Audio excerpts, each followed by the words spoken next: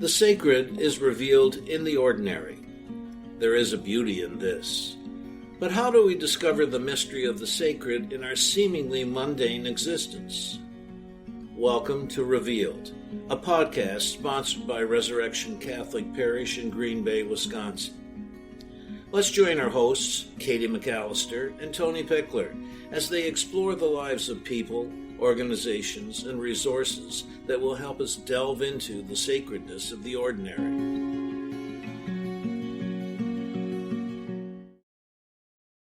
Welcome to Revealed, where we are looking for the sacred in our ordinary lives. I'm Katie. And I'm Tony. And we are coming to you with a special guest. Although I say that all the time, don't I? Special guests. They're all special, right? They're all special. They're all special. I don't even want to say some are more special than others because that'll make some people feel bad. I would. But we do have very special guests. Yes. And this guest is representing a very special organizations that's very dear to both of our hearts. So why don't you get the honor of introducing our guest and the organization that this guest is representing? And I was wondering if you were going to try to set a record for how many times you say special. But anyway, today we're so privileged to be able to introduce to you Jessie Brunette, who is the Executive Director for St. John's Ministries. St. John's is entering its 20th year.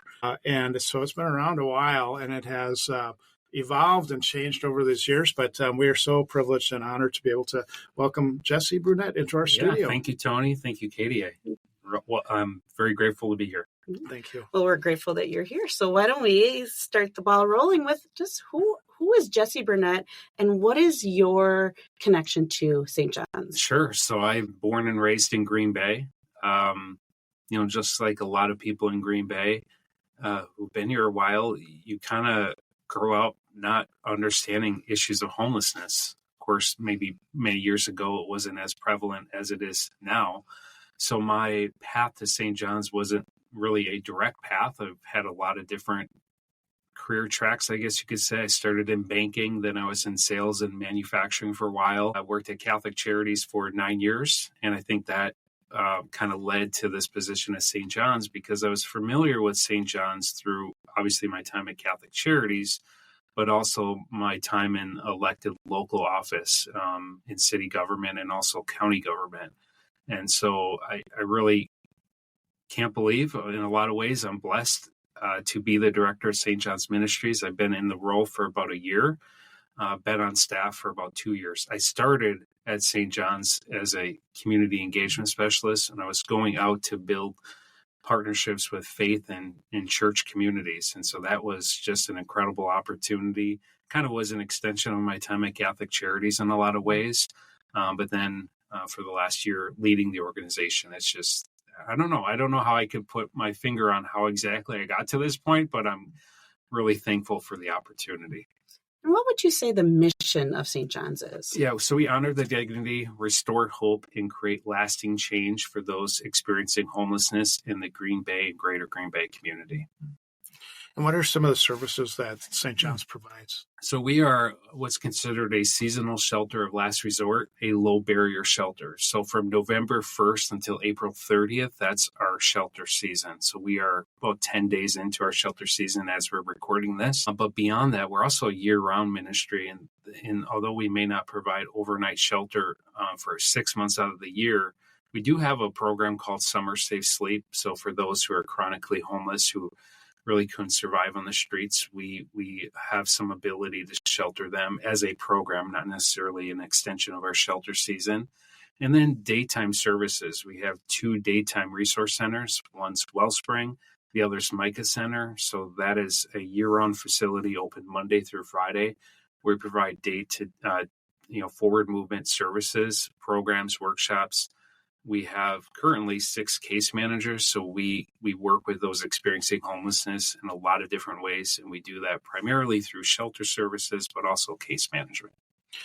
I got to imagine that running an operation like St. John's Ministries has some real challenges to it, but the people who you're serving have real challenges that they present to you. So what would you say are some of those biggest challenges that you see? I think with the population we serve, stigma is always an issue. We need to understand that every person experiencing homelessness is unique. And so when A lot of times I get questions of how do you define homelessness or a homeless person? My gosh, it's literally everyone experiencing it has a very unique story. So maybe there's some family dysfunction, or maybe they aged out of foster care. Maybe they are a veteran with PTSD, drug and alcohol addiction, mental health. Maybe they lost a job, or they had a, falling out with a partner. It's just so unique. And so to understand homelessness, you can't put them in kind of a monolith and put them all in one category. And at St. John's, although we shelter record numbers of people right now, our goal really is to meet people one by one and one-on-one. That's sort of the challenge I'm presenting to staff, because when we're dealing with record numbers of people presenting, it's easy just to get lost in the numbers, but we cannot do that because each person is worthy of our time and attention, and we have to meet people one by one. I know that you're the executive director, so you need to have that kind of the bird's eye view that we say, or the looking from above in so many ways. But I also would imagine that there's a person or two, when you talk about one by one, each person has a different story. Is there a person that you've encountered over these last couple of years that has really tugged at your heart or really made an impact for you? Yes. I mean, so many people. The thing about being a director is, I say this with all humility, people know who I am at St. John's. So when I walk through the lobby or when I walk through shelter for guests to know me, hey, Jesse, and maybe I haven't met them, or maybe I don't recall meeting them.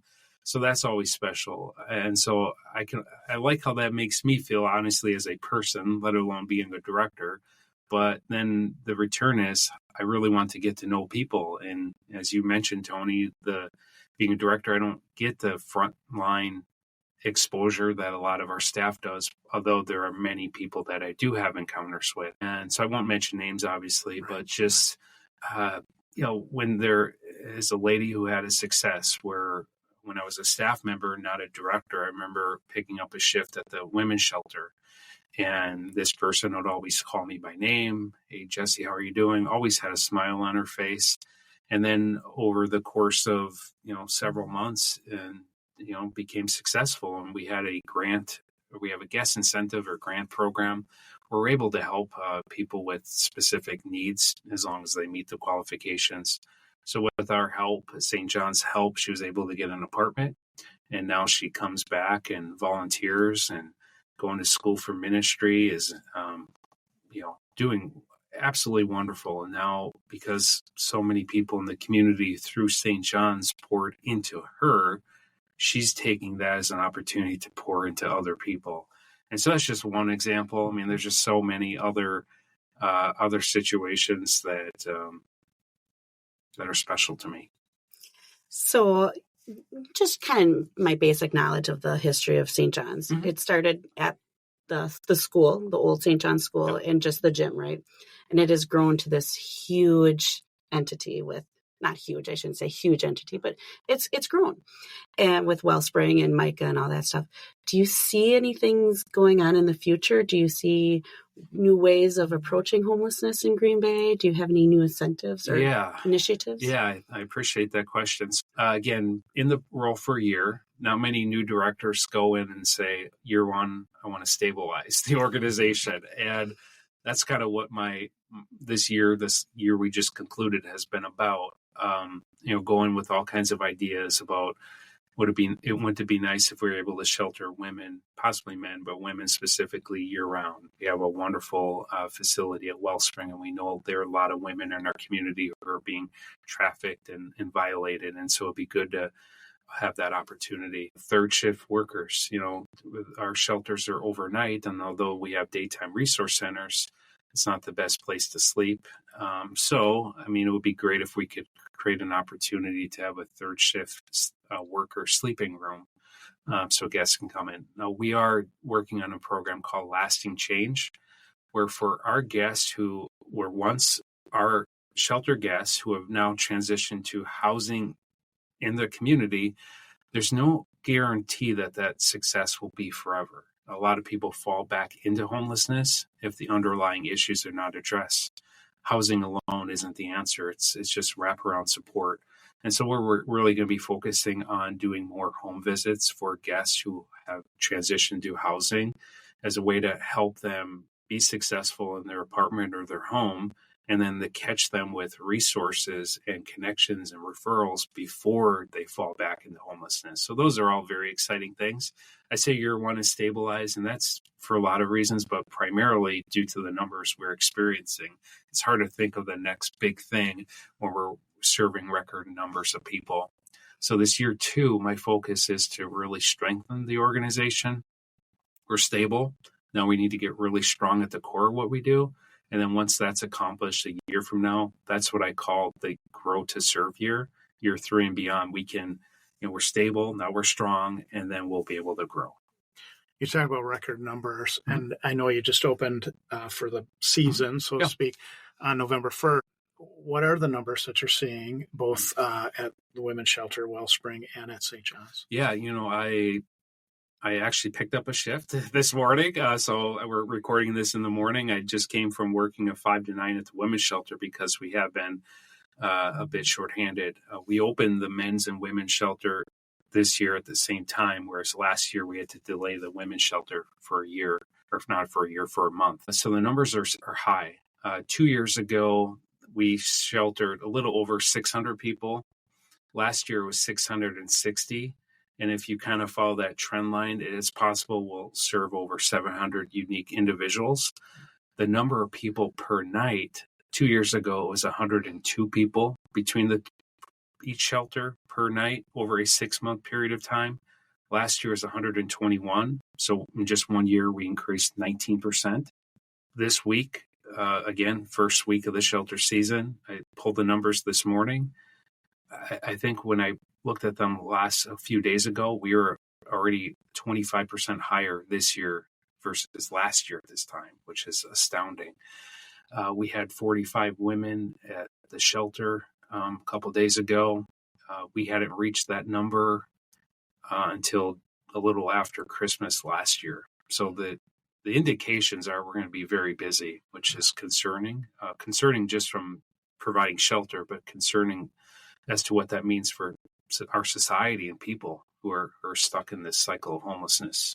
I know we don't have time to really delve into all of the reasons, but I'm just curious on the big picture thinking, what would you say are some of the reasons why those numbers are such record-breaking numbers right now? Yeah, I think the obvious answer would be housing. The cost of housing is extremely high, whereas maybe 10, 15, or even 5 years ago in Green Bay, a person could be, having a drug or alcohol addiction or some mental health concern, but they'd still be able to get housing relatively affordable.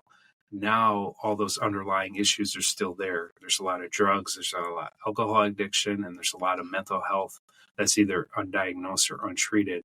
So when you combine those factors with then this housing crisis, it's just creating so much need for shelter services. So what would be the typical experience for a guest coming to St. John's? So they arrive at the door. What is the day or the night for them? Yeah, so the core of what we do is honor dignity. And you have to understand a lot of times those who are experiencing homelessness aren't treated very well, basically anywhere. Publicly, maybe there's some dysfunction in their family. Personal relationships have deteriorated. So the core of what we do will always be to honor a person's dignity. When they come to us, there's no prejudgment or anything like that.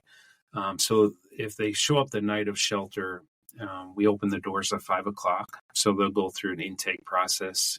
We do have some conditions, mostly due to our permit with the city, that would require a person to use our services from that time on through the intake. They'll go through the security line, and we'll have each guest gets a tote, so they're able to store possessions. Now, not all the things that they have, furniture and things like that, we simply don't have the space for. But they get a tote, clean change of clothes, shower, and then a meal. And then if we have a case manager working that evening, we'll work with them through case management there. Otherwise, the next day, we ask for them to go through an orientation with one of our case managers. And then from that point on, every one of our guests gets assigned a case manager so we can work with them on their goals and their obstacles to overcome those obstacles. And then, night after night, they come back for shelter and basically the same thing over and over until we can help them transition out of homelessness. What's the day in life look like for you? Because you've got a lot of different irons in the fire and different things that you need to take care of as a director. What's a day in life look like for you, knowing probably that no 2 days are the same? Yeah, well, today I was working a shelter shift. was not expected, but I'm definitely excited when I get those opportunities. I don't get to do as much as I like because of all those other things Tony mentioned. But it varies. As an executive director, I'm 1 year in. It depends on the challenges. I'm strategic, and I like to think about all the next things in the organization, planning, strengthening our organization. So there's all of that. And then just, working with our staff to make sure that we have the right people in the right positions doing the right things. And so our organization is, in ways, it's complex. In some ways, it's simple. When you think of our organization, think shelter services, think security, think case management, think financial reporting and accounting, fundraising and community engagement, daytime resource office managers. And so I really am very involved with our staff because I want to make sure that they know that they're supported and that I appreciate them. But then just looking at constantly ways to improve. We have had over the years, especially with growing issues of homelessness in the Green Bay community, we have a tremendous community support, but that just can never be taken for granted. Tremendous church and faith partner support, that cannot be taken for granted because there's so many organizations that are very valid and well-intentioned and also need support. So we can't be on an island at St. John's. We have to work together with other organizations doing similar things, because if we approach this issue of homelessness from a community lens rather than a silo lens, I think that's our greatest opportunity to help people who are within homelessness to get out of homelessness. So I don't know if I answer your question. Let's just say it's interesting. I'm being very sincere when I say I haven't had a bad day yet. Every day I love going into work, regardless of what I have to do that day. Now, there are some days where maybe parts of days aren't pleasant, but overall, I have yet to have a bad day at St. John's because of what I have the opportunity to do every day. So, Jesse, how can people get involved in the mission of St. John's, both volunteering-wise and supporting in other ways? Yeah, and as you know, through your roots at St. John's Ministries, we could not exist without volunteers. Just simply can't work. So always looking for groups of people to serve meals. You prepare the meal off-site, and then you serve it at the shelter in the evening. There's ability to do hospitality, sorting clothes, working in the donation room, advocating on our behalf, getting to know us, taking a tour. And then, of course, financial support. We are a community-supported agency, so all of our shelter services are provided through donations from donors. And so there's just a lot of ways you can engage with St. John's Ministries. And if any of the listeners are ever interested in a tour or checking in and seeing what we're doing day to day, I would be very happy to personally provide the tour. So let's talk about revealing and how God is revealed through your work at St. John's. Yeah. Where do you see the sacred, or where do you see God? Where do you see the holy at St. John's? Yeah. I see it through people who are maybe struggling in life. So when I started at St. John's about 2 years ago, when I speak to church groups in front of church services, I often say, our goal is to, let's be real, people who are within homelessness, a lot of times if there's drugs or alcohol addiction or mental health, they're at risk of an early death, and that's tragic. And so for me at St. John's, but providing shelter services and daytime resources and people who genuinely care about our homeless brothers and sisters, by doing that, by serving people one by one, one on one, we're able to basically help a person realize the plan God has for their lives before they die early. And I know I don't be so blunt about it, but we see it every year with those who are unhoused and unsheltered, dying early. And that's something that through St. John's, we work very hard to prevent. And so that's where I see God and mercy through the people, my staff, volunteers, people in the community care so deeply about other people that they're willing to sacrifice so much of their personal time and talents and treasures to make sure that people feel loved and worthy, and hopefully, get them out of homelessness. Well, Jesse, thanks so much for being a guest on Revealed. You have poured your life over these last couple of years into providing all that St. John's Ministries does in leading that operation of good people doing good things for people who really need it, our unsheltered brothers and sisters. So thanks for all you do. Thank you. Thanks for having me. I appreciate it. Yes. And until next time, we encourage you to keep looking for the sacred in the ordinary.